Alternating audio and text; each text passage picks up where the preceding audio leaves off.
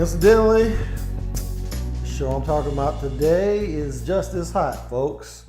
Welcome to the Binge List. I'm your host, Paul Chappell, and today we're actually going to be talking about a show I've kind of admired for a while now.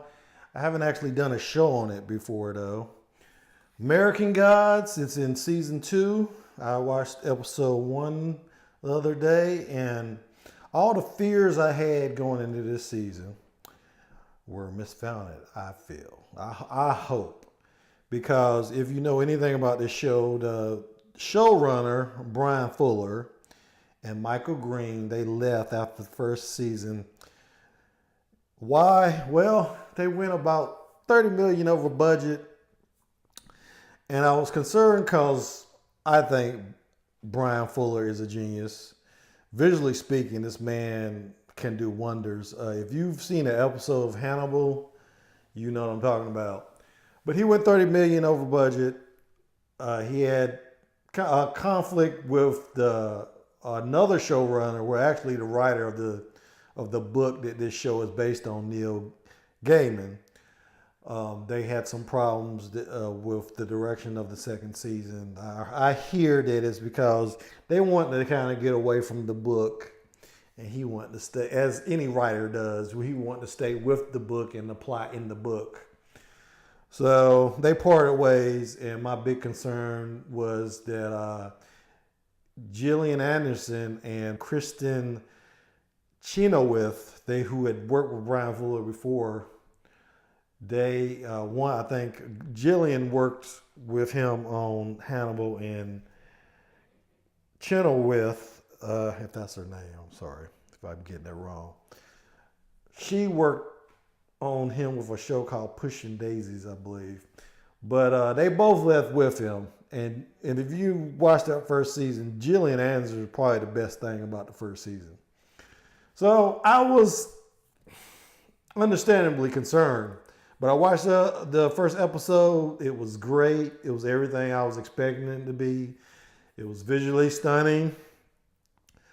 If you don't know anything about it, it's a show about American gods, just like the title says. It's basically gods are real, and they're conjured into being by, the beliefs of ordinary people, sacrifices mainly. And as you probably can understand, people don't so much believe in the old gods. And when I say old gods, I'm talking about mostly pagan gods. All the old gods, basically. So they're in war with the new gods. Media, which Gillian Anderson personified, is basically our obsession with everything in the media world. And she personified that. Music, art, television, all that. And then you had characters like Technical Boy, who's all things technical, all technology, basically all the worship we give to our gadgets. In fact, all the gadgets that you see me be using on my show, basically.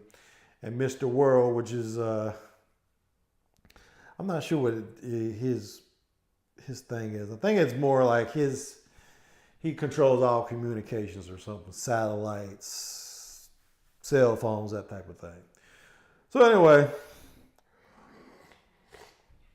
the show's basically following a character named Shadow Moon. Now, he starts in prison in the first season. He starts working for this guy named Mr. Wednesday as a bodyguard, and we later find out that he's Odin. And he wants to start a war with these new gods, these technology gods. And he garners the help from all these other gods, these old gods who are just barely making it because nobody worships them anymore. So that's pretty much the plot. And I like this series because it exposes a lot of history of holidays, especially. If you look at it, they explain some of the origins of holidays like Christmas and Easter, and coincidentally, holidays like Christmas have share the same date with a lot of pagan gods. And why is that? Well, I'll tell you why. That's why you're watching, right? Early in Christianity, the Catholic priest wanted to convert pagans over to the new religion. And sometimes they did that, through conquest. Sometimes they had to, persuade them a little bit. And one of the ways you persuaded in the old days was, hey, you worship a tree. You have this thing called a winter solstice on around December 25th, right? Well, hey, we also have a holiday we just created this on the same day. Hey, what a coincidence, right? It's called Christmas.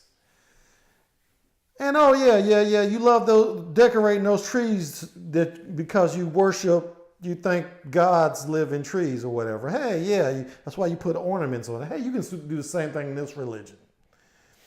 And we'll have this guy, we'll call him Saint Nick, who's a real person, by the way. Saint Nick's will leave presents under the tree every December 25th. And by the way, this guy named Jesus was born on that day. Note to everybody, Jesus was not born during the winter. Anyway, so not to get on a religious rant, but the show goes into that and how a lot of things we worship now in Christianity and a lot of things we worship in technology and other things got appropriated from old things we used to worship. So it's very interesting from that aspect. It's visually stunning, like I've mentioned before. And I just love the way the show, it just challenged me on so many levels. So I loved it for that reason. So what didn't I like about it? Well, the show moved very, very slowly. I mean, glacially slow. You really don't even get much of a plot in I think it was like 8 episodes first season. I might be wrong, it might have been 10. But I'm drawing a blank on that. But the show was just so interesting the way it layered the histories of all these different gods. They even have a leprechaun in it, played by one of my favorite actors, Pablo Schreiber. He played this psycho on Law and Order SVU. And I've been kind of obsessed with this guy ever since. But he plays Mad Sweeney. I got introduced to some new actors like Ricky Whittle, who is British, a British black. I kind of kept my wife away from this show for a little while because she kind of has a thing for Shamora Moore, and I felt like Ricky Whittle and Shamora Moore kind of shared some characteristics. They both go bald on their respective shows, even though Ricky Whittle has a great head of hair when you see him in the off season, but they both go bald, so I was a little bit concerned. And thankfully, my wife got turned off to the show because it's just very, very gory. There's a lot of violence in this show because, as I mentioned before, the old gods especially, they feed off of sacrifice. So you see them convincing people to die for them, to sacrifice themselves. There's even one god named Belquest. She consumes men through her vajayjay, I'll just say. So it's very graphic and there's some disturbing scenes in that first season, disturbing concepts all around. But like I said, if you're somebody who loves mise en scene and just love visually taking in episodes of television, it's kind of a little bit like Game of Thrones. There's always something visually to entice you, this show. If you like history, there's some of that.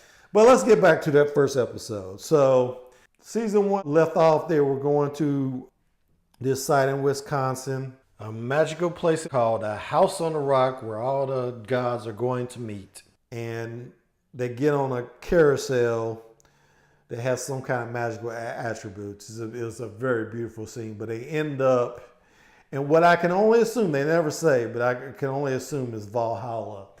And I love this scene because you get to see, in ordinary life, these guys look just like you and me. They're trying to pass as ordinary Americans, trying to just make it like ordinary Americans.